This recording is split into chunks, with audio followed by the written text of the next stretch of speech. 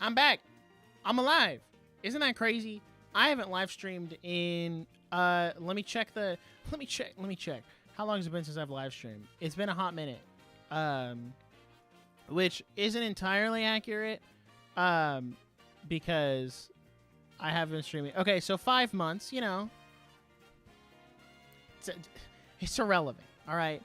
5 months since we live streamed. That's irrelevant.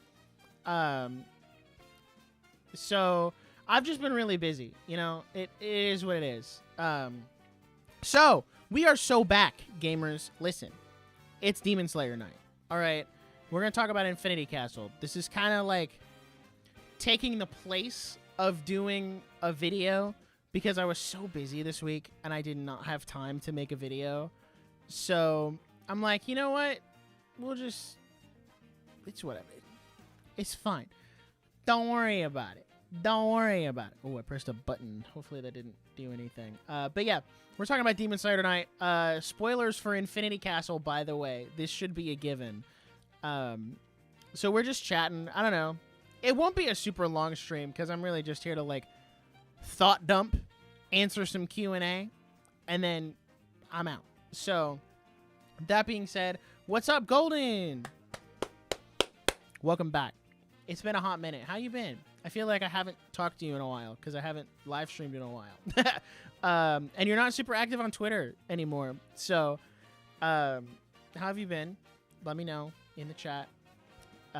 It's been a hot minute since I've really talked to anyone. Just because, like, let me give you guys a little, like, summary on how my life's been for the past few months. So, let me think. 5 months ago, gosh, what was I doing 5 months ago? That would be April. I just had a lot going on. My co-host of the Nerdiest podcast, Jackson, got married, so I was doing a lot of stuff for the podcast, doing a lot of stuff with him. I've been really doing a lot of stuff. You know, I hit a point where I was like, yeah, I'm going to go super hard on content. And then my mental health took like a spike and like a sharp decline. And I was like, okay, hold on. We got to pull back. And then I had like a family vacation over the summer, got my Switch 2, like, so, you know, it's just been a lot. And I like didn't really have time to make content. So it's been good though. I've had a lot of time now to just reassess and reevaluate, and I've gotten in a good rhythm. So the content should hopefully be pretty consistent for the rest of the year. Also, by the way, how is the audio level? Is the music too loud? Do I need to turn it down? Because I can hear it in my headphones, but I can't hear it coming out of the stream. So let me know how that sounds. So I've just been really busy working on a lot of content behind the scenes. We're trying to get the podcast monetized, so that's been pulling a lot of my time, like doing shorts and thumbnails and that kind of stuff. So just working on all that has been really good, and we're getting so close to monetization with the podcast. Like, we're so close. Sounds good? Okay. I think we're, last I checked, 150 hours away from getting memberships and like that kind of stuff on the podcast. So we're going to keep pressing on there. And then obviously 1,000 and 100, like 1,100 from just watch time, or just like watch page ads. That's what I was looking for. So got a lot of good stuff cooking there. If you're not watching the podcast, not following the show, you should go check it out. We got some really good episodes coming up for the end of the year, as well as, which I'll go ahead and plug this now. When the stream ends tonight, it'll bump you. Tomorrow night, I'm streaming over on the podcast. I'm going to be playing some Mario Kart World and talking about the current state of Nintendo. Because I feel like there's a lot that's happened since the Switch 2 was announced and since it came out, and there's a lot of stuff going on about Nintendo and game key cards and prices, and the Direct happened, and I want to talk about that. So just something that doesn't necessarily fit here, but also we don't have the time, like, the way our episode schedule runs, we didn't get to talk about it. So I want to talk about it, play some Mario Kart. It'll be great. So feel free to come check that out if you will. I think it'll be fun. So as for here, before we talk about Demon Slayer, let's do a little housekeeping. What's going on here on the podcast? Well, what I can tell you is the next 2 videos. I'll go ahead and pull them up on my schedule, if you will.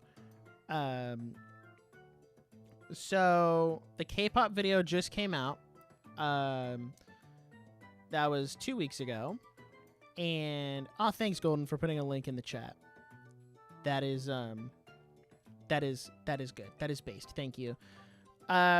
So, what's up, EXT Dig? Welcome. We will be talking about Infinity Castle in like 5 minutes. I'm just doing housekeeping for the channel because I feel like I haven't talked to anyone about the state of the channel at the moment. It's been a hot minute. So just talking about that for a little bit, and then we will jump to Demon Slayer. So we're doing the Demon Slayer stream right now, so I can mark that off on my list. Actually, is done. So next up is watching Anime or Red Flag. That is the next video, which is currently up for members. After that, it's a Christian perspective on Don to Don. And then after that, the dub versus sub debate is pointless. And I can tell you that because those are recorded. They're off to the editing bay now.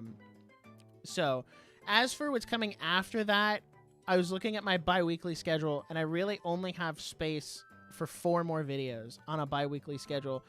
Now, like I said on Twitter, I've only got space for 4 videos, but I've got about 7 that I'm cooking right now. And 3 of them are One Piece videos.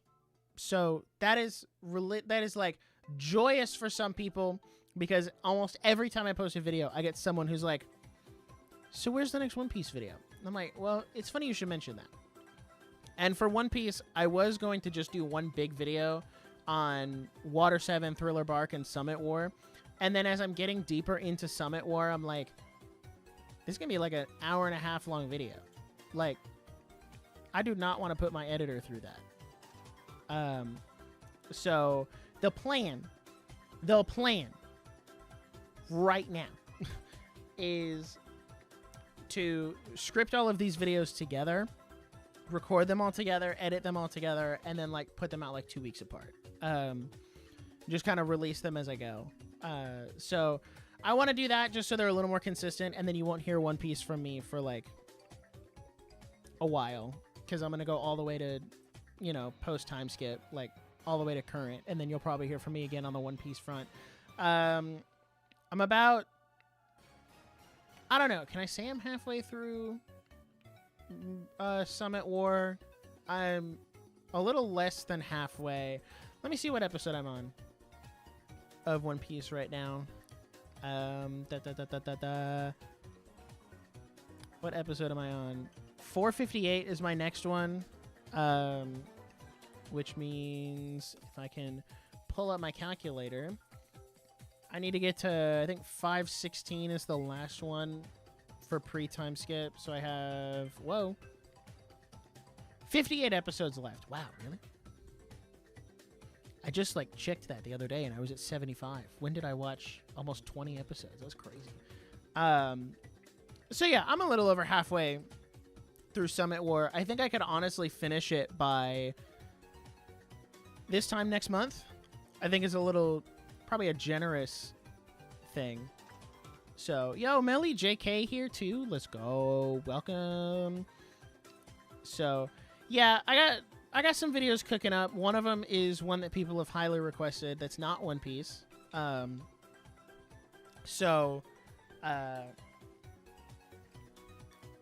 Yeah, that's the one that is not One Piece that people have highly requested. And then a couple more. And honestly, I might slip in some more if I have the time. I'm kind of trying to like record all of these videos by the end of next month. And then kind of go from there. And we'll see how it goes. I also don't want to overload my editor because he also has a full-time job outside of working for me. So I'm like, okay, I kind of got to temper that too. And if I need to step in and edit some, You know, I never give myself enough credit for the amount of content that I make every year, because I'm like, wow, as if, what is this? Goes from 2 to, hold on. So between 2, so as if like 39 videos, including shorts, is not enough content to make on top of my full-time job. I also put out about 26 podcast episodes a year, not including the ludicrous amount of YouTube shorts I pull out every year, not including the ludicrous amount of live streams I do every year. I'm like, oh my gosh, what the heck? Ugh, I don't make enough content. So, you know, it is what it is. I make plenty of content. So, Maximum Effort Max and Mayor of Orc City, John Douglas, welcome to the stream. About time the algorithm figured out I want to see Nick's content. Yeah. That is kind of the crazy thing, is like, looking at the analytics, it has gone down a little bit just compared to the normal. And it's hard because I feel like the videos normally would be doing a lot better. And I know YouTube's doing a lot of funky stuff at the moment with like, oh, we're going to change the algorithm and we're going to change, you know, XYZ and blah, blah, blah, blah, blah. So it has gone down a little bit across the board, and I can feel that. And I'm just hopeful that, like, and I've been praying about it, like, I'm hopeful that as I start posting more consistently, because I think I kind of got double hit of, like, over the summer, my uploads were, like, 1 a month. And it was, you know, it's like, so it's been a little rough. Some older videos are popping off, like the Why Christians Should Watch Anime, like the short I did like a year ago is popping off. The Why Christians Should Watch Anime video that I did this year is also popping off.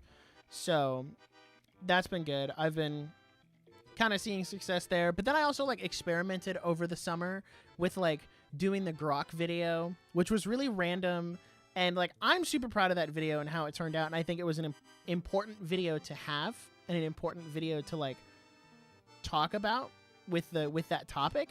And I'm still really proud of it, but it didn't obviously perform as well because it's not in the niche. And then the How Video Games Changed My Life. Again, super happy with how that turned out. Super happy with, you know, I love that video. I think it's great. It's essentially a remaster of an old video I already did on the podcast channel like 2 years ago. But it's private there now because it didn't fit with the content. So I was like, well, I'll take the script, tweak it a little bit. And I overhauled it a decent amount and then put it out and called it a day. So I have another video like that coming out soon whenever I get around to scripting it. Brobot1016, welcome to chat. And then obviously the K-pop video went out, which don't even get me started on the K-pop video, dude. That was so crazy. Oh my goodness. The K-pop video, I got, John, I will answer your question in just a second because that is a really good question. The K-pop video went through like 3 versions before it was put out to members the first time.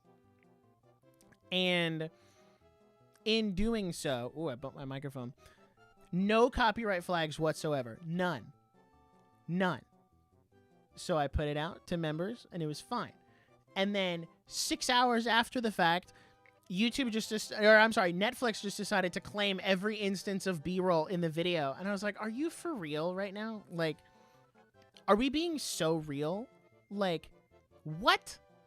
So then I'm sitting here like, okay, now what? So I go back to my editor and I'm like, hey, I need you to recut all of this B-roll. I think we ended up just slapping a mirror effect on it and chopping up a couple of the longer clips, and YouTube saw that as fine. And then I disputed the claim on the original video and said, hey, this falls under fair use. Everyone has been doing K-pop videos. I'm not the first person who did this. So I'm like, you know what? Stop. And then Netflix dropped the claim like 3 days later. And I was like, praise God. Like, I could have put the original video back out, but I had privated it, and it wasn't like, it was just going to hurt the reach of the video had I just made it public again. So I just re-uploaded the new version with the flipped stuff that was fine. And I was like, okay, well, I'll leave it because this one didn't get claimed at all. So the K-pop video was good. It was also like kind of off the beaten path because my genre is anime, and K-pop like doesn't fall in that necessarily. So now we're back on the anime train is essentially what I'm trying to say, is we are back on the anime train for the rest of the year. I have a bunch of videos that I want to finish out that are kind of like have been scripts in progress for a while. And I'm like, all right, we're going to get these out, and then I'll start working on stuff for next year, which next year's schedule might look a little different, and I need to start thinking about that too. Just what that looks like, especially with the podcast too, because we're talking about amping stuff up for the podcast. So my overly ambitious goal of 10K by the end of the year, you know what? I'm sticking to it. All right. I'm sticking to my guns on this one. I'm currently at 4838. So I'm sticking to it. You never know. God works in mysterious ways. And if I'm not supposed to have 10K by the end of the year, that's okay too. It'll happen naturally. It'll happen when it's supposed to happen. I'm not super worried about it. So that being said, Demon Slayer Kimetsu no Yaiba seems to be the hot goss of the town. So, John, to answer your question, need to know if Demon Slayer is okay for my 12-year-old daughter. We just watched Free Run and loved it. So, Demon Slayer, it's okay. My only concern with Demon Slayer for a child that young, I think, would be the amount of blood just from like beheading demons and fighting demons and stuff. Like, there is a lot of blood and a lot of violence. Not so much that I would put it in the same category as like Attack on Titan. The gore is not that bad. And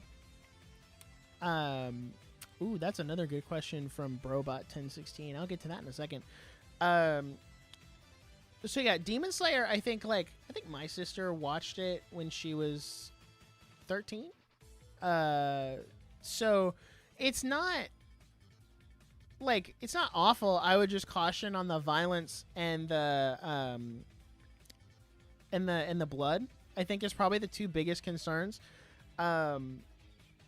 But there's no like fan service really. Like everyone will say Mitsuri is a fan service character, and I think really the only scene that I would, out of the entire show, that I would label as like genuine fan service is when Mitsuri is in the bath at the Swordsmith Village arc. That's it.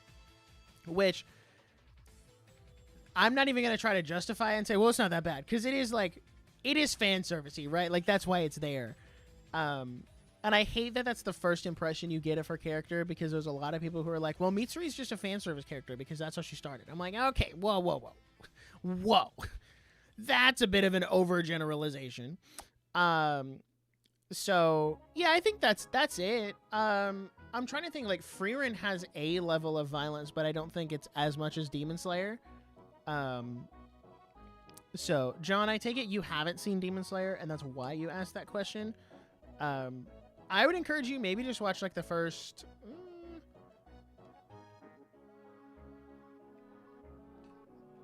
10 episodes, give or take, just to kind of get a feel for what the violence level is like, and then go from there.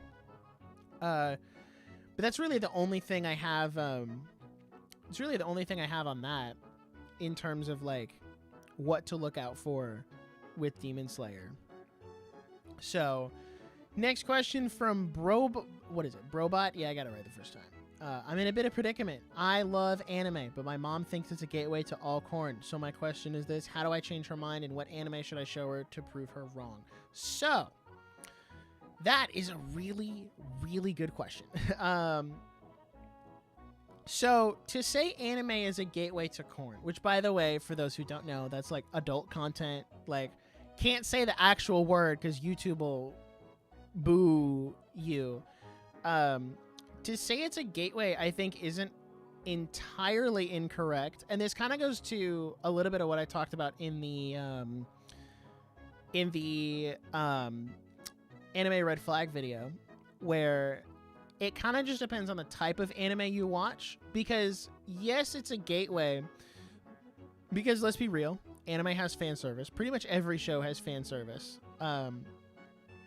Which, slight side tangent, I don't think people define fan service enough, because there are some people who, when you say fan service, you instantly think about like, oh, like her chest is out, or like, you know, you got some pretty like suggestive shots, right? So, that's usually what most people think when you say fan service. But then there's like good fan service where it's all like, oh, well, that's just a callback to a prior thing, or like, you know, it's giving service to the fans of whatever. So I don't think there's a good enough distinction there on the difference between those two. But it is a gateway because it does open that window. And if you're not careful and you don't guard your heart properly and guard your eyes and are very particular with what you're watching, it genuinely can lead you down that path and get you addicted. So I don't blame your mom for thinking that way, because it's a very reasonable and understandable way to think. However, we have to draw the distinction again to the kind of anime that you're watching. You know, are you watching My Hero, Demon Slayer, and One Piece, or are you watching High School DxD, like Rent a Girlfriend, that kind of stuff? Like, it kind of just ebbs and flows on which way you're going. So anime first of all, to change her mind, I think you could ease your mom's concerns by saying that not all anime are like that. Not all anime are catered to that audience, I guess, is how you could put it. And you can give her a list of shows that don't lead that way. The first things that come to mind are like Frieren, Beyond Journey's End is a really good one. My Hero Academia, I'm obviously a little biased because that's my favorite anime. Demon Slayer, Full Metal Alchemist Brotherhood, One Piece to a certain extent. Never thought I'd be recommending One Piece. That's crazy. What else? In the romance realm, Kaguya-sama Love is War is good. Shikimori is Not Just a Cutie is good. Betrothed to My Sister's Ex. Betrothed to My Sister's Ex is a sleeper hit that I've been watching with my girlfriend. She loves it. We both love it. But sleeper pick from this season. It's so good. So that one's really good. So just like, not every anime leans and assuades into the fan service, right? They're not all like that, and I think that's probably the route to go. So in terms of that specifically, I guess Dandadan is too much. Okay. Dandadan is a kind of interesting case where I think it filters out a lot of people in the first episode, because that first episode of Dandadan is the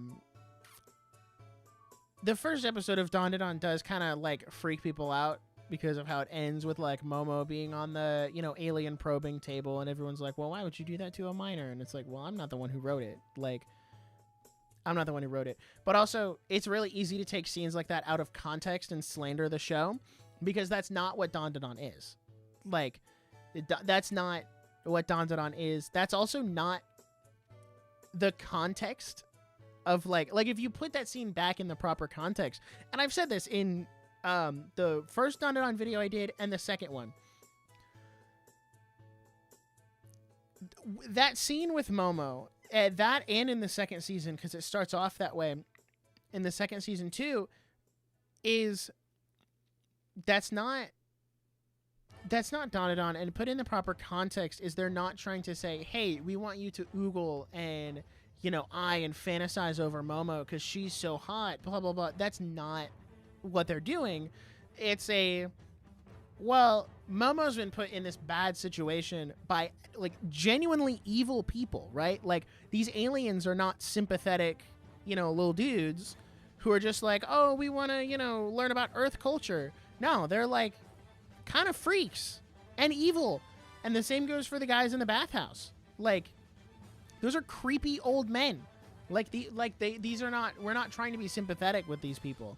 And I think a lot of Twitter users get caught on, like, they can't fathom the concept of, like, genuine evil. Like, there has to be some level of relatability. Like, why are they doing this? I'm like, maybe it's just because he's a pedophile, right? Like, maybe it's just because this guy in the bathhouse is a creep, all right? Maybe that's his justification. And at that point, he's evil. We're done. Like, that's end of conversation.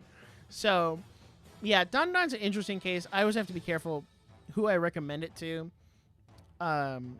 So hopefully YouTube doesn't strike me down for saying the naughty creepy guy word, because I know that word can be a little sensitive. I mean, it's true based on the context of what's happening in that scene, but so. It's a good answer. I'm a very solid Christian, so I'm always trying to guard my heart from that stuff. So glad she's cautious, and I have the Parents Guide up 24/7. Yeah, that's pretty good. That's a good way. And I think what Max says about watching a couple shows with your mom might also be a good way to kind of, like, show. Like, instead of just telling her that anime is okay, show her, like, Full Metal Alchemist, like, shows that aren't that way. Kaiju number 8 is another really good one. I would argue Kaiju number 8 has zero fan service. Like, none. Because that's just not the type of show it is. So Kaiju number 8 is another really good one. Delicious in Dungeon is good. Oshinoko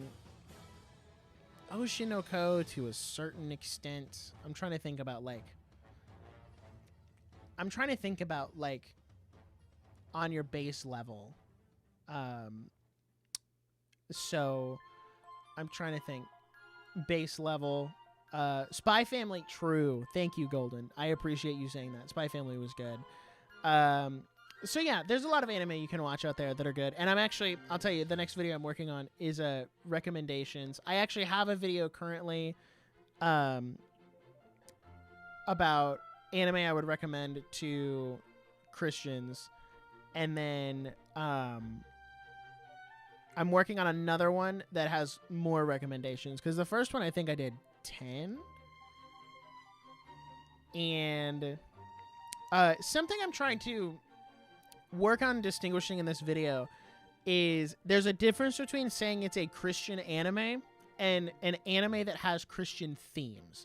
I think those are two different things, because, like, Gabriel and the Guardians, that's a Christian anime. And then, like, My Hero Academia is an anime that has Christian themes you can pull from it, right? Like, to say My Hero Academia is a Christian anime, while it does make for a really good and catchy title, is not entirely true. But most anime, I think there are Christian themes you can pull. So that is just something to keep in mind, is, like, Demon Slayer. I think Demon Slayer is probably the closest I've come to finding a genuine Christian anime. I know Demon Slayer is more rooted in, like, the Buddhist, like, religion mentality, and I know it's more rooted there. But even in my video, I was talking about, like, the comparison between the Demon Slayers and Christians and the demons and sinners, right? Like, drawing those narrative conclusions and, like, how Rengoku's story mirrors that of the Christian experience. So it's really easy for me to pull, like, Demon Slayer. I could go on and on and on and on and on about Demon Slayer. But some of them, like, I'll tell you right now, the video I'm working on right now, Solo Leveling is the first one I did. And I did think I pulled a decent amount from Solo Leveling, but it was a little harder to find those themes in there. So I think Gurren Lagann is going to be on that list. Maybe. It's one of those, like, I have a list of the shows I want to do. Oh, excuse me. And I'm, like, trying to get through it. one at a time, and we'll see where I'm at by the time I get down to Gurren Lagann. I might like not have anything to say about it, and I might just move on. Gurren Lagann is also hard because it is riddled with fan service. Like, it's not even funny. So, yeah, kind of like how K-pop Demon Hunters has Christian themes in it. Yes, 100%. Like, K-pop Demon Hunters isn't a Christian movie, but the Christian themes are almost like kind of in your face. Like, it's kind of in your face sometimes. So it just depends. And yeah, one of the writers of K-pop said she pulls the Christian themes. So, in the first season, Tanjiro prays to God for the demon he slayed. Yeah, but I don't think he's praying to, like, the Christian God. Like, he's not praying to God the Father, right? Like, he's not praying to the Trinity. He's praying to the loose, like, God, in air quotes, that would exist in the Demon Slayer universe. I want to believe that it's Christian because there's a scene where Rengoku is with his mom, and his mom's like, well, you must not use that God-given strength in vain or something like that. And, like, I want to believe it's Christian because of that line and that line alone. But yeah, it's one of those, like, and I have a couple more videos I could pull from Demon Slayer, and I probably will in the future. I have a lot of video ideas. It's just getting them down on the paper is sometimes really hard. So hearing Galaxy music, there was Galaxy music playing a minute ago. I will say, for everyone who's here and interested, I'm going to shill the podcast again. I will be streaming, I think, is the plan. I will be streaming launch, maybe not launch night because it's a Thursday, but I will be playing Galaxy 2, like doing a launch stream over on the podcast when that comes out. Just like, here, watch me play the first 2 hours of Galaxy. And I want to try it out with the mouse controls and stuff. So go subscribe to the Nerdiest podcast. If you like listening to me yap here, you will love the podcast because it is just more of me yapping over and over and over again about the weirdest things sometimes. So I have a question. You also stream on the Purple platform. I'm assuming you mean Twitch. So no. No, because I can't multi-stream from OBS. And OBS is how I have everything set up to stream. And I can't multi-stream. Otherwise, I would. So I've certainly thought about it. And I used to stream on Twitch, actually. My Twitch channel, like, exploded. And then I stopped streaming because I stopped playing games. So thank you, Golden, for putting the link in the chat for the podcast again. I want all of you to go over there and go watch the podcast. Help us get monetized. The podcast, okay, not to like diss myself, but it's my own channel, so it's fine. The podcast will actually have good member perks when we get that. So that's what I'll say. So what's up, SK1TS0? Wow, that's like a phrase. Have I watched The Fragrant Flower Blooms with Dignity? Not yet. No, not yet. I have not, because I'm already watching, like, what's my current show count? Let's take a look. I'm gonna pull it up on my other screen over here. What's my currently watching? How many? 13? Yeah, currently watching 13 shows. I just started Alice in Borderland. That's my girlfriend's favorite show, so we're watching that together. Watching through The Amazing Digital Circus. Oh, here. You guys probably want to see this, don't you? Oh, wait, hold on. I almost went to the wrong... There we go. I have it set up, but you can't see me, so it's kind of irrelevant. So I'll just leave it be for now. So yeah, watching through the Amazing Digital Circus, The Water Magician, Wataru-kun's Something is About to Collapse, Clevitis, With You in the Rain, Betrothed in My Sister's Ex, Secrets of the Silent Witch, Dress Up Darling, Bunny Girl Senpai, Gachi Yakuta, Kaiju number 8, and One Piece. So I'm already watching a lot. Oh, Schizo. Oh, I see it now. I didn't see it at first. My bad. So, yes. I'm currently watching a lot, which is why I haven't started Fragrant Flower yet. But I will. I also know that there's not a ton coming out in the fall. Like, it's really My Hero, Spy Family, maybe One Punch Man. I still haven't seen season 2. And what else? There was that Sanda anime from Science Saver that I wanted to watch. And there's a couple like one-off romance anime in there too. So I'm like, once the summer is over and all the dubs are out and I can just binge through the dubs, I'll be able to like move on and just, you know, pop through them. And then I'll come back to Fragrant Flower, let the episodes build up a little bit. So I will say, I just want everyone to know, just to assuage your minds and give you something to look forward to, I am working on a video for romance anime that Christians can watch. Because I know that is, even more so than anime in general, I know that is a hard genre to navigate, especially as a Christian. So I am working on that video kind of in the background. Just because I've seen almost 50 romance anime, and I'm like, all right, well, there's got to be like at least 6 in there. There's got to be at least 6 in there that I can recommend to you. So for all my fellow romance enjoyers, fret not. I am working on that. I saw some questions in here. Hold on, I'm getting a little thrown out. Or not thrown out. I'm getting a little behind here. Truth Seeker does watch the podcast. Good. That's good. Hello to everyone who's here. Do you think Xenoblade Chronicles can have an anime adaptation? Oh, I sure hope so. I really want it to. I think if Nintendo was going to do an anime adaptation of any of their franchises, I think Xenoblade is the key. And Xenoblade would be really good. Have I seen Dr. Stone? Yes, but only to the end of season 2. Because I said I was going to wait to watch more until it was all done. Because I realized the final season was airing. So I'm like, well, I'm just going to wait.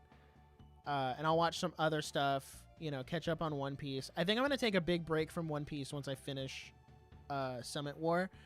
Like, before I get into post-time skip, I'm going to take a break. Just because I'm going to have to, like, work on the videos and stuff and take a break, watch some other stuff. So yeah, that's that about that. So my favorite anime is Alya sometimes hides her feelings in Russian because of Yuki. Which one is she? Is that the sister? Because if it is, I hate to be that guy. She is why I hate that show. I genuinely, it is the sister, isn't it? It is the sister. Yeah, she's why I despise that show. I cannot stand her. But you know what? More power to you if you're able to enjoy it. I, like, struggled through that show. I could not. I couldn't do it. I'm like, no, please. Somebody set me free from my chains. So, what you're all here to talk about, Demon Slayer Infinity Castle. Drop your questions in the chat. Drop your thoughts in the chat. I'm just going to kind of go off here and talk about Infinity Castle and kind of my thoughts on it so far, because this will probably be the only thing you hear out of me regarding Demon Slayer, just because I don't have the time to make a video and we won't be doing a podcast on it, at least not right now. There will be a podcast episode on it probably in the future as part of our Jackson's Anime Adventure. So, Infinity Castle, what's the vibe? Well, I went and saw it opening Thursday night. I was there Went with my girlfriend. It was dope. All right, it was great. So I saw it Thursday night and Friday night. I did watch them both subbed, and if I have time this weekend, I think I'm going to try and go see bye Melly. Have fun writing a book. That's actually kind of dope. So have fun with that. Ice Sonic's here. What's up, man? So I went and saw it then. It was really good. I really enjoyed it. And spoilers, by the way. I feel like I shouldn't have to put that out there. So I just want to put that out there just so everybody knows. I think my initial impression walking away from the movie was because I'd heard a lot about like the Japanese audience who had seen it, and they were talking about how insane Ufotable was for the animation. And I was like, no way. What are they talking about? And then I watched it, and I'm so glad I went into this as blind as I did, because I really tried not to listen to like any of the music covers or really dive into any of the extra trailers or like any of the leaks that have popped up online. I saw a couple screenshots here and there, but even then, like the cam rip screenshot, like pictures from the theater did not do any of it any justice whatsoever. So I went into it fairly blind, a lot more blind than I usually go into movies, and it was incredible. It was a solid, I don't want to say it's a 10 out of 10 because I do have a couple gripes with it that I'll get to a little later. But I think for what they were trying to do, Demon Slayer was a solid, I gave it a 4-star, so I think that equates to like an 8.5 out of 10. I'll say 8 out of 10. Just because I think there was some stuff that it really struggled with. But like I said, I'll get back to that in a second. Excuse me. So, what did I love about it? I saw someone ask, what was your favorite fight and the most emotional moment for you? My favorite fight, I think... Ooh, that's hard. Because the Zenitsu and Kaigaku fight was really good. And Akaza and Tanjiro and Giyu was really good, and I think that was the highlight of the movie for me.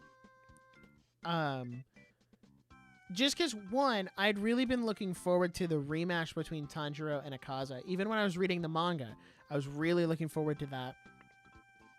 And just, I could not wait to see how they animated it. And that's one thing I want to praise Ufotable for. The Infinity Castle as a setting, like as a final battle setting, is one of the most creative and innovative final battle settings I've seen in anime in a while. And in the manga, I don't think it's sold how expansive this castle is, because you don't really get to see the depth of it on the paper. You know what I mean? Because paper is like flat, you know, it's two-dimensional. Whereas with anime, they're able to use all these different camera angles and show you all of these different things. And you can see all these different angles and really accentuate how big and massive and moving and ever-changing this castle is. And I think that's incredible. And Ufotable really just elevated it. Like when Akaza and Giyu start fighting and like the pillars start separating and like Tanjiro's all the way over here and Giyu's over here and Akaza's up here. Like, I just think that's incredible. And how all of that like leveled, and I think they just did a really good job with that. So yeah, I think I gotta give favorite fight to that, just because it was like, whoa, kind of crazy. And I think about some of my favorite soundtracks from the movie are from that fight. Some of my favorite clips are from that fight. They just animated it so well.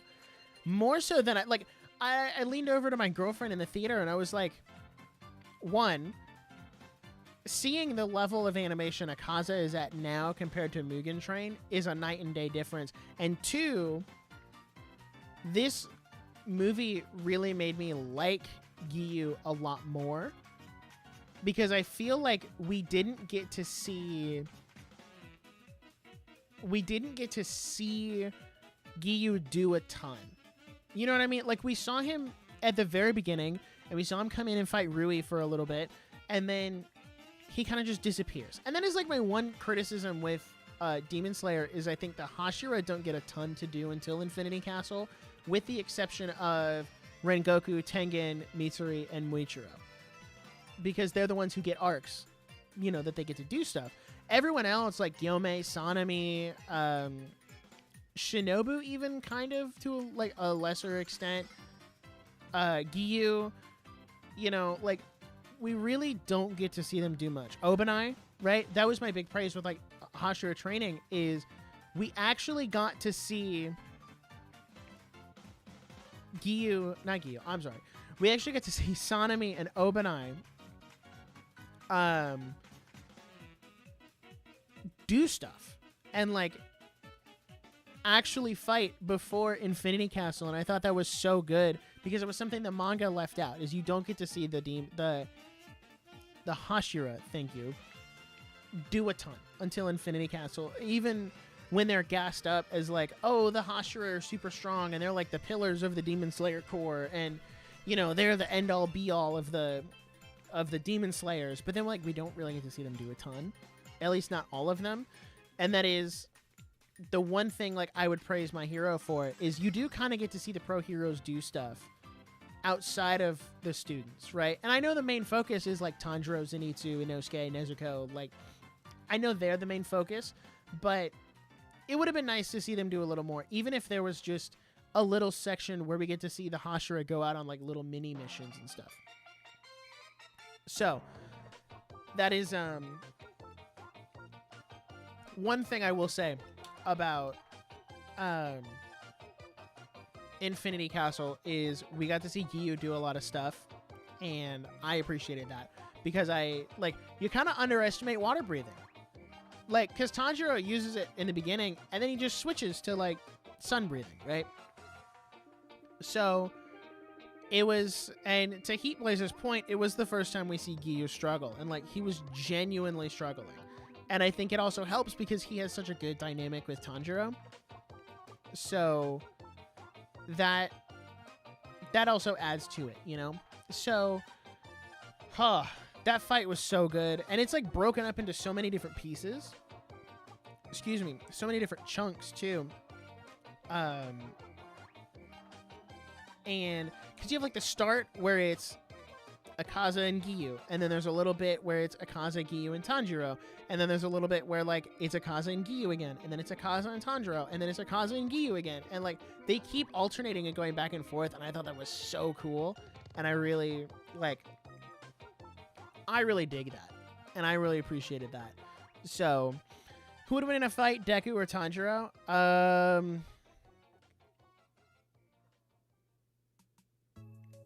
Well,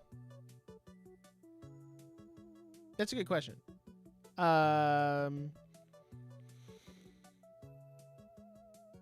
Quick answer, Deku, just because of Gear Shift and Fajin.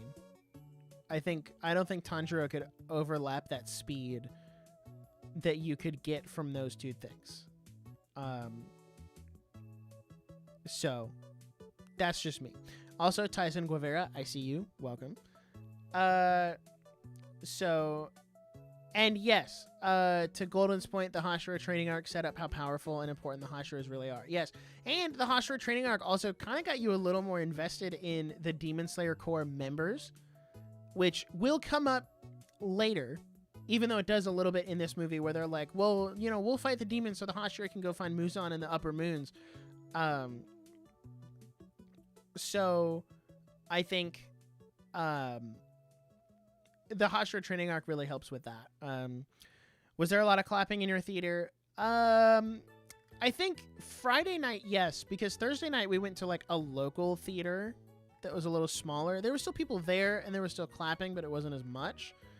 just because it was kind of a little more like muted audience, if you will.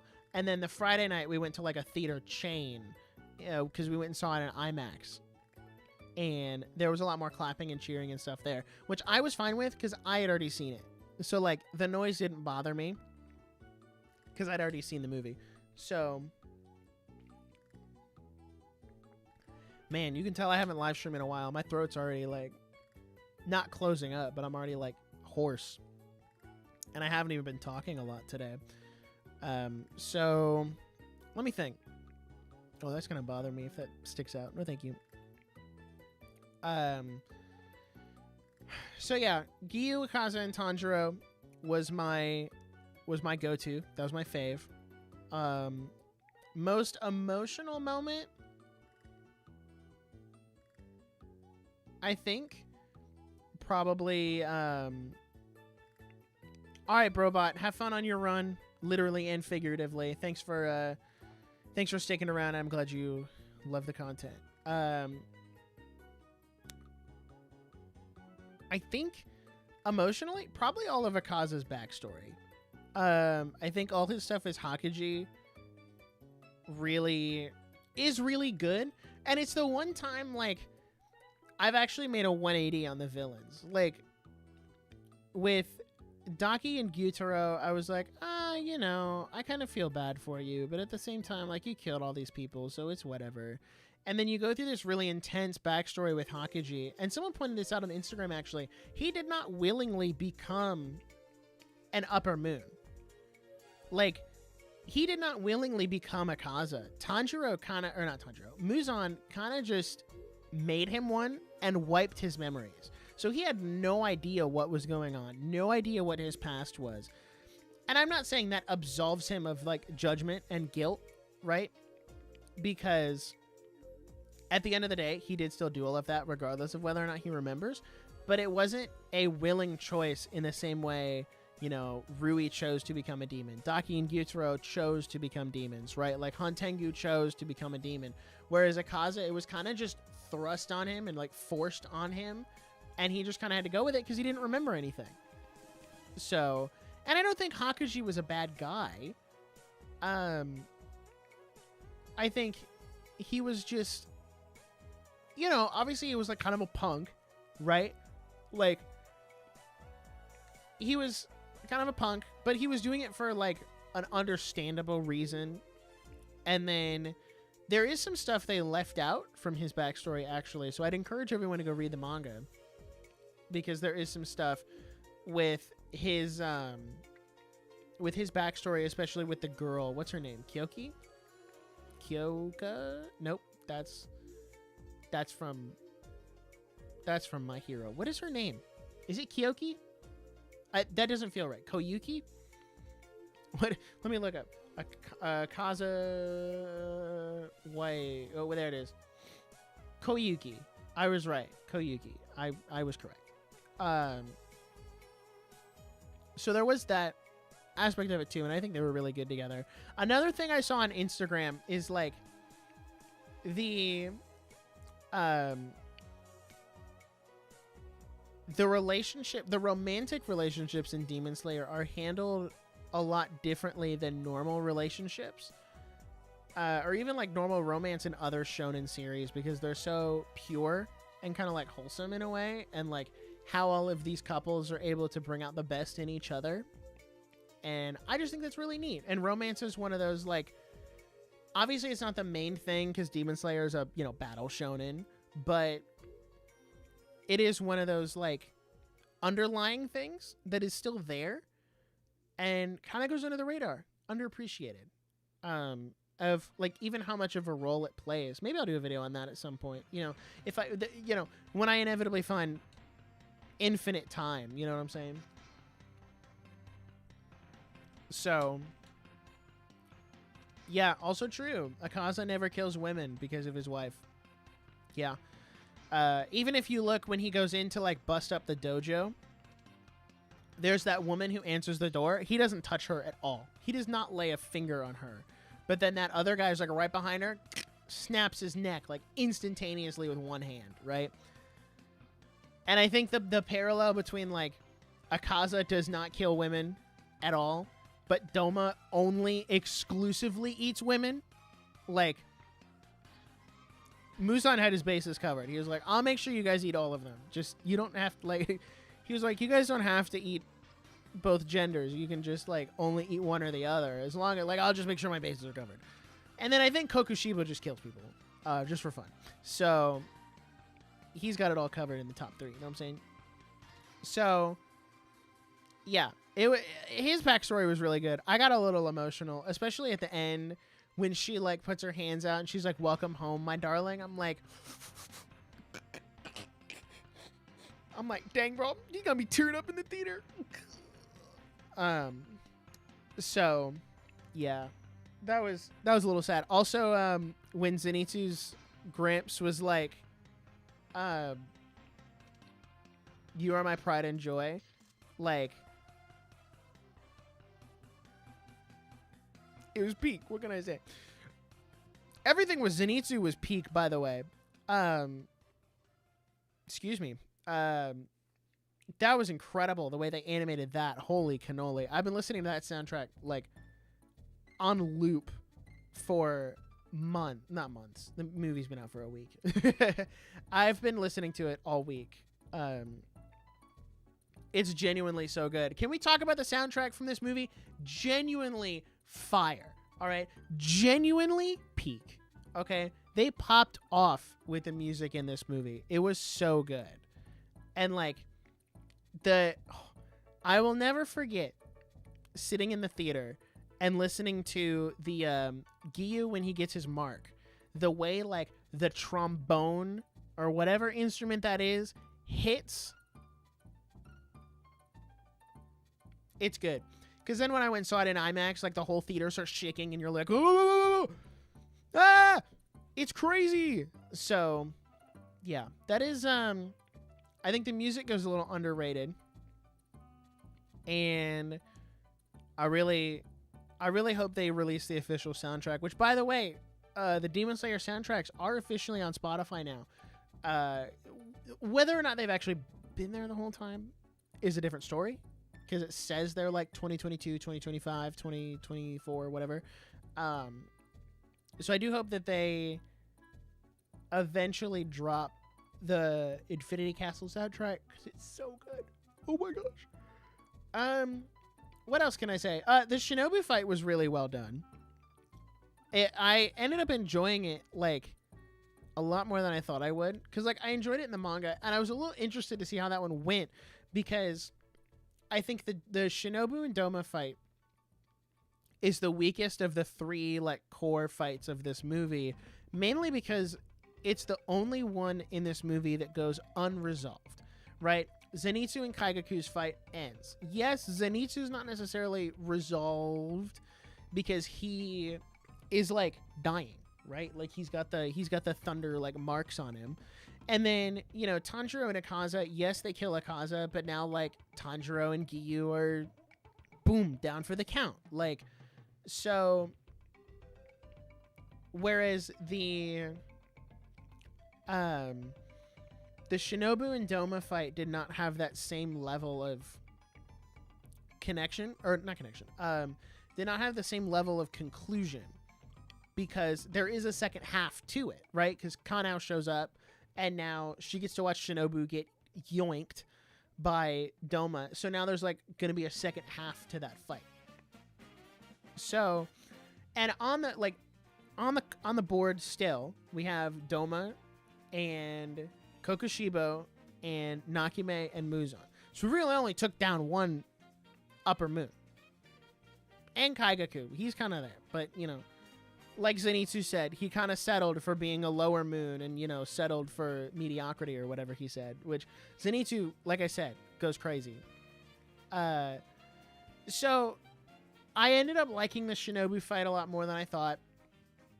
And Shinobu's another one, like, I've seen a lot of people talk about her character and how she still went up against Doma, even though she knew she was probably going to die, going to lose, just because, like, she obviously isn't strong enough to cut with her sword. And her sword isn't built for cutting, it's built for stabbing. That's why she's insect breathing.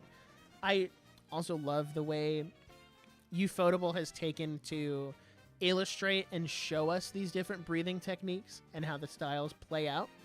Because, like, all of the different insects, like, you get to see the centipedes crawling around Doma. You get to see the, stinger, which scared the crap out of me because you're just sitting in the theater and Doma's talking, and then you hear this bang, and then there's boom. And it's like you got a close up on his eye, and then bang! Now there's a sword going through his eye. Scared the crap out of me. Both times. Even when I knew it was coming. The second time around. So, it was a good fight. I did enjoy it.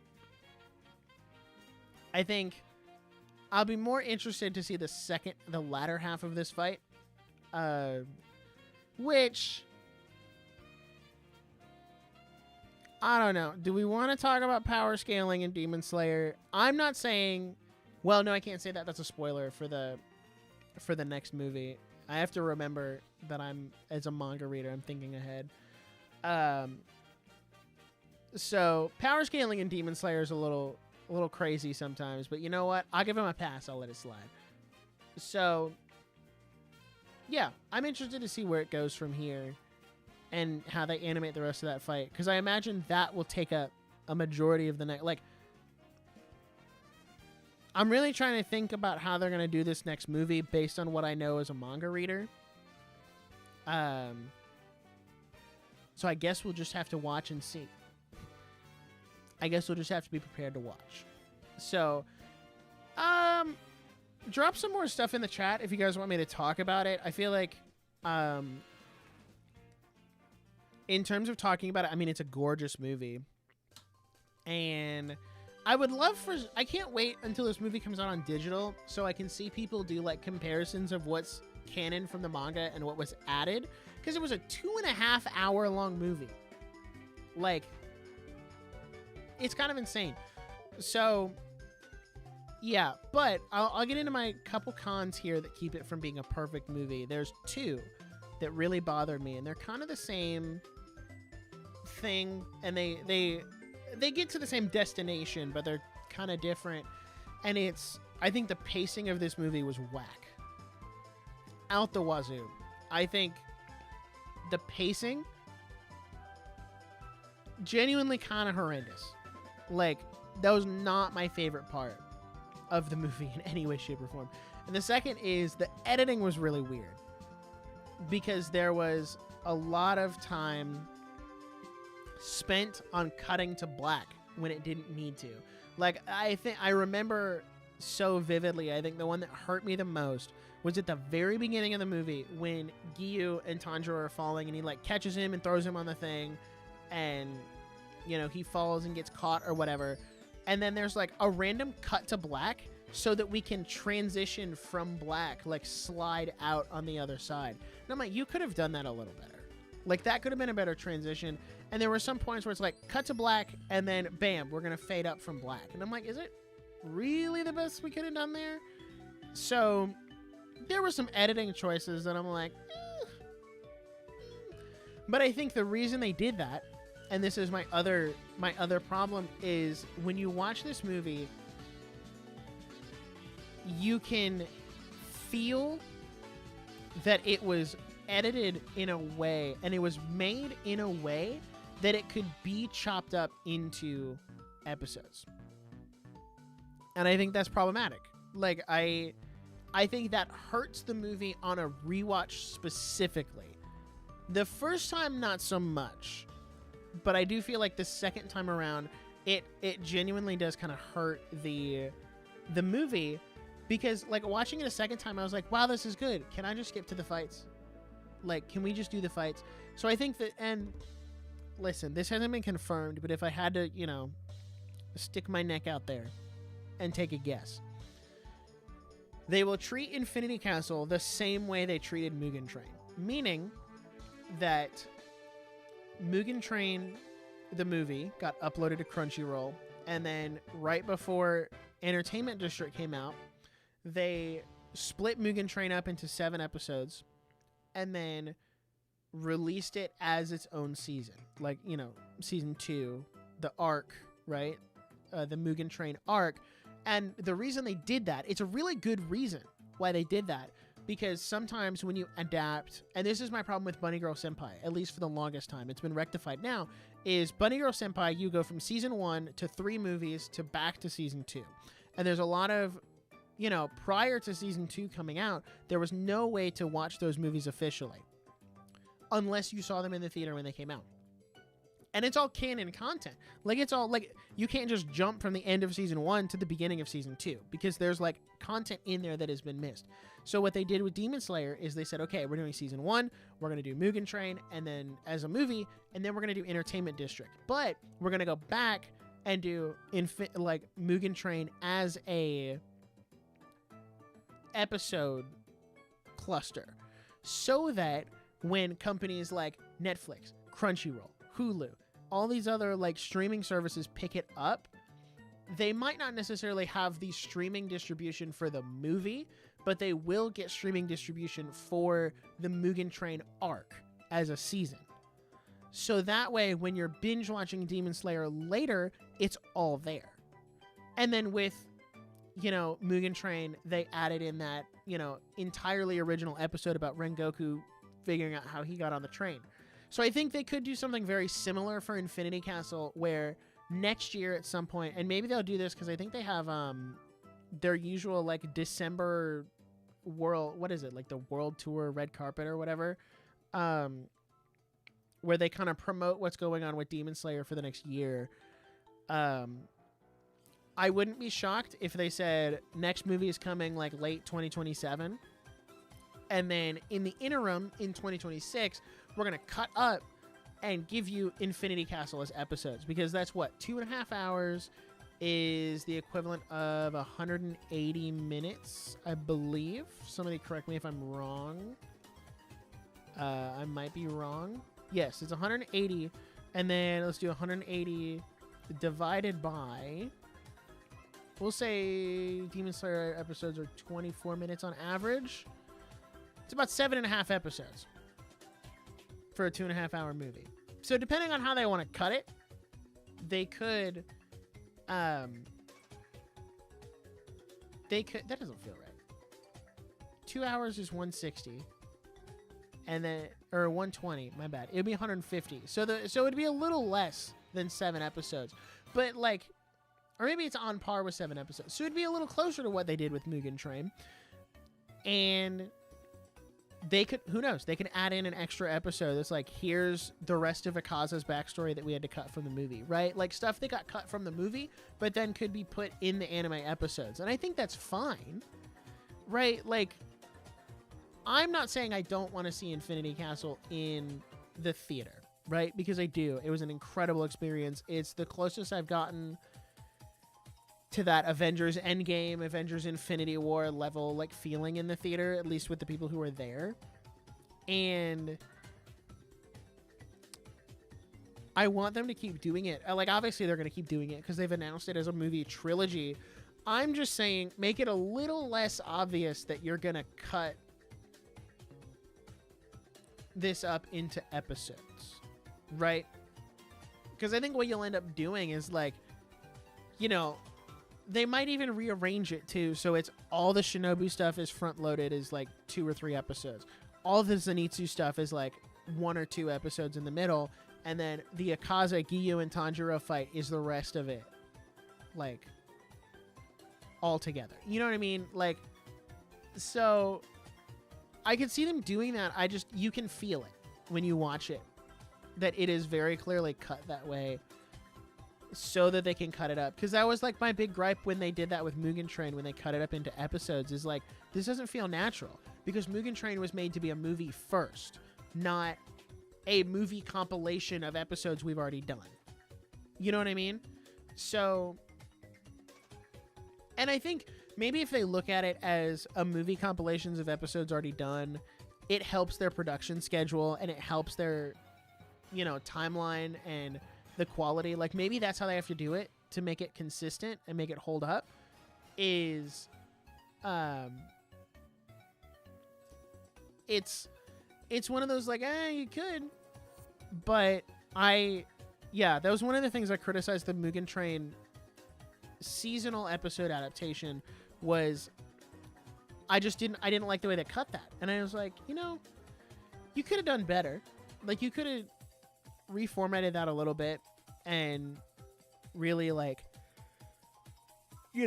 cut different places. And they added, like, some different cuts and stuff for Mugen Train, and it, made it worth watching at least once just to see the difference. Even though they didn't change anything crazy. But I don't know. We'll see. Don't be shocked. Because I think the same justification applies. Like, I think Crunchyroll has exclusive rights or exclusive distribution rights for the Infinity Castle movie, and they will upload it to Crunchyroll. I wouldn't be shocked if I wouldn't be shocked if Infinity Castle was uploaded to Crunchyroll by the end of the year. Like, just because the theater run will end in the US in like a month, and it's such a big movie, they'll try to have it out by Christmas. I would not be surprised at all if they had it on Crunchyroll by the end of the year. Just because they're like, once it leaves theaters, everyone's going to want to know where to watch it again. And honestly, I wouldn't be shocked if they told us when it was coming to Crunchyroll before the theater run ends, or like a month from now, if they come back and they're like, hey, we're dropping Infinity Castle on Crunchyroll in November, which again, huge for Crunchyroll because they're going to have, My Hero, Spy Family, and Infinity Castle on there. Like, which maybe that's a little too soon, because I think they're going to want to, at least if I remember how they did Mugen Train, it was digital, then DVD, then on Crunchyroll. So maybe a little further out. So I'll probably end up buying it on digital and then on disc, like I did for Mugen Train, just because I'm gonna want to watch it again, and I'm gonna want to use it for like clips and stuff for videos. So hopefully they'll treat it kind of like My Hero, the last My Hero movie, where I think the movie dropped in the States, beginning of October, and then the DVD was out beginning of April, so like 6 months. So what's 6 months from now? March? And then it dropped on Crunchyroll like around the same time. So we could see it. I mean, April, like early next year, I think might be a little bit more realistic. But, Demon Slayer has crazy motion, even more so than like the My Hero movie. I'll be honest. Like, as much as I love My Hero, right? As much as I love that movie too, like Your Next was incredible, Demon Slayer has motion that My Hero does not. And I'll be real, the My Hero movie did not make $500 million worldwide. At least I don't think it did. I'll look real quick. I might be wrong. What is Demon Slayer at right now? Whoa, where'd the 500 mil worldwide come from? Box Office Mojo says 419. I mean, still a crazy feat. I think maybe it's projected to hit 500 mil. I'm pretty sure they just got clearance to air in China, so we might see a Billy on Infinity Castle, TBH. I heard Ufotable specifically prepared a censored version of it where like Mitsuri's top is all the way up, and I think they like might have cut some of the blood and stuff.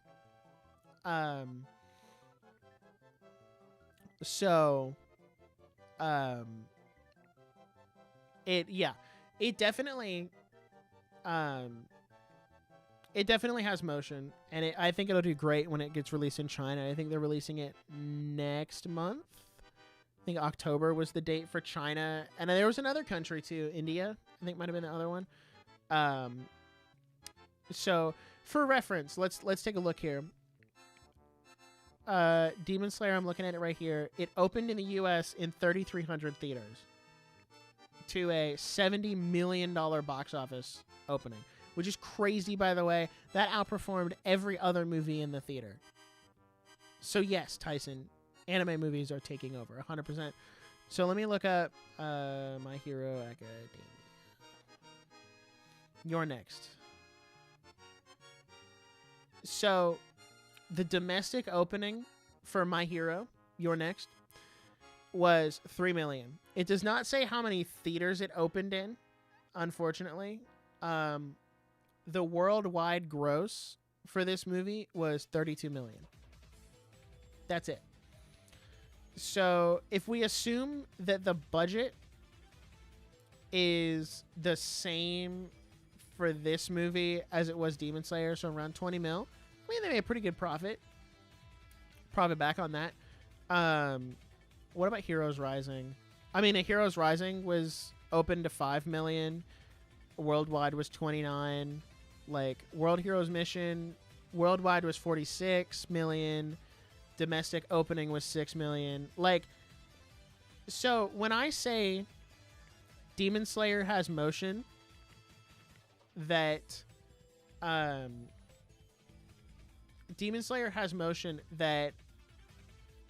My Hero does not, I mean that genuinely. The Mugen Train worldwide was 486 million. So Infinity Castle is on track to pass that. And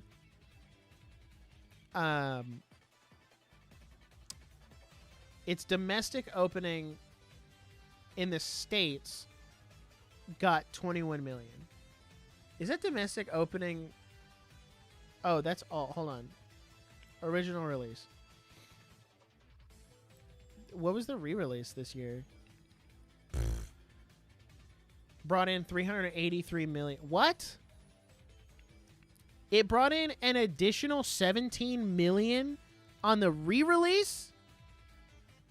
Bro, Ufotable just made free money. That's free money. Dude, that's free money. They just said, here, take it. That's crazy. So yeah, Demon Slayer has motion that a lot of other movies don't. And let me look at Infinity Castle again. Let me pull it up. What about Swordsmith Village? 10 million, worldwide 56 million. I mean, Ufotable can't keep getting away with this. They put out the Swordsmith Village, right? So the last 2 episodes of season 2 and then the first episode of season 3, 56 million worldwide. This is crazy. And then To the Hashira Training, 44 million worldwide for content that was already done. That's free money. There's a reason they did that. It's 100% a money thing. And then Infinity Castle, domestic opening 70 mil. That's crazy. Is it true that the next movie will come out in 2027? No. You know, Ufotable could shock the world and come out with it next year. Did Ufotable actually commit tax evasion before Demon Slayer? Was that a thing? Like, I'd love to know more about that. Because I heard a story about that where they did commit tax evasion, but he was the CEO was committing tax fraud or tax evasion so that he could pay his employees more. So it was like an understandable cause, but I don't know if that's like legit. Like, that part of it is legit. So is it true the movie will come out in 2027? No, that's the expectation, just based on how long it takes to make anime movies. And I know Ufotable is kind of like ahead on their production schedule. Like, they had already started Hashira Training like back in 2022. And that didn't come out until 2024. So like, the assumption is that they're 2 years ahead on at least their pre-production for the movies, which would have put them starting Infinity Castle in 23. Like, they would have started working on that, which I just want to say, this is such a small thing. This is kind of irrelevant. When Swordsmith Village came out, everyone was commenting about how rough and janky the CGI looked. And when I saw that, I thought to myself, maybe they're bringing in a bunch of new people to teach them how to use the CGI engine that they use. so that when they get to Infinity Castle, they have bulked up their people for the team because it's such a big movie. And then the CGI in Infinity Castle looks incredible. And I'm like, huh, it's almost like that was what they were doing the whole time. So, I assume the movie is coming out in 2027. Just if you look at,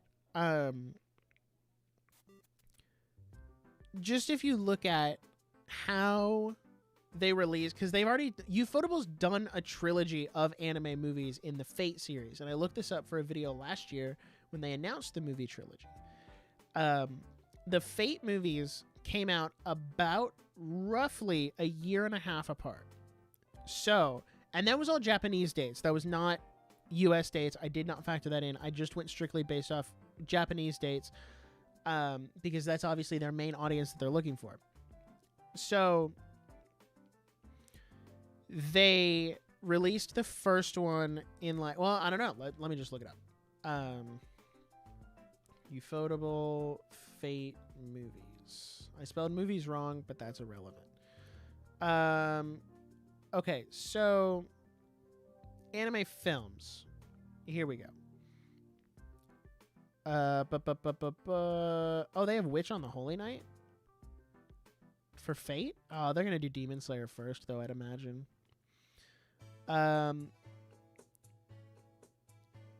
Okay, so the Fate Stay Night trilogy. The first one was released in 2017. The second one was released in 2019, and then the third one was in 2020. I wish it would give me specific dates, though. Like, I want the date. Okay, so the date for the first movie was October 2017. And then the next one, if I can find... Okay, so October 2017 to January 2019. So that's a year and 3 months between those first two movies. And then the third one was August of 2020. So that would have been a year and like 7 months. So roughly, so a year and a half on average. So if Demon Slayer came out in July of this year, you can think, okay, a year puts us in July of next year, and then 6 months puts us January 2027, right? So give or take a little extra time wiggle room, you're looking somewhere in 2027. And then if you go January 27, a year would be 28, and then half would put you at July, anywhere between July and September-ish of 2028, 2020, like 2029 if they really want to give themselves a little extra time and milk it a little longer. But I think that's a lot of people's thought, is just going based on the last time they did a trilogy of anime movies. And I think Demon Slayer, they'll move a little faster, because last I checked, Demon Slayer has more movement than Fate. I might be wrong, but I don't remember Fate making a ton of money. Yeah, no, worldwide box office 17 million. All right. Ufotable does not make 500 million off Demon Slayer and say, "Yeah, we're going to take like 3 years." So I wouldn't worry about it. It'll be out, like, give it a year and a half. If not sooner, assuming their schedule isn't too crazy. So I think that's all I have to say on Demon Slayer. We've been here for about an hour and a half. So I do want to ask this. I saw a question that I'm going to answer real quick from Royalty. How far am I in One Piece? What did I say at the beginning of the stream? I have 58 episodes left in Summit War, and then I'll be doing some content around that. I won't belabor that. I talked about it a little earlier. So I think I'm going to dip out. Demon Slayer was good. Go watch it. I might try to go see it a third time this weekend. If not, I'll just wait until it, comes out and it's out. So that's all I have. Thank you everybody for watching. If you're still here, don't leave. it's the stream is gonna auto kick you to tomorrow night. I am streaming some Mario Kart World and some Nintendo, talking about Nintendo on the podcast. So you guys should come and check that out. Come listen to that. And we'll see how that goes. So I'll be playing some Mario Kart World. So if anybody wants to, see if they can get in my lobby, we'll see how that goes. So that's all I have. Thank you guys for watching. It was a great time. More content is on the way. I assure you. I promise. It is coming. I am not dead. So that's all I've got. See you guys next time. Go check out the stream for next weekend. Or not next weekend. Tomorrow. And yeah, I'll see you guys around. Peace out.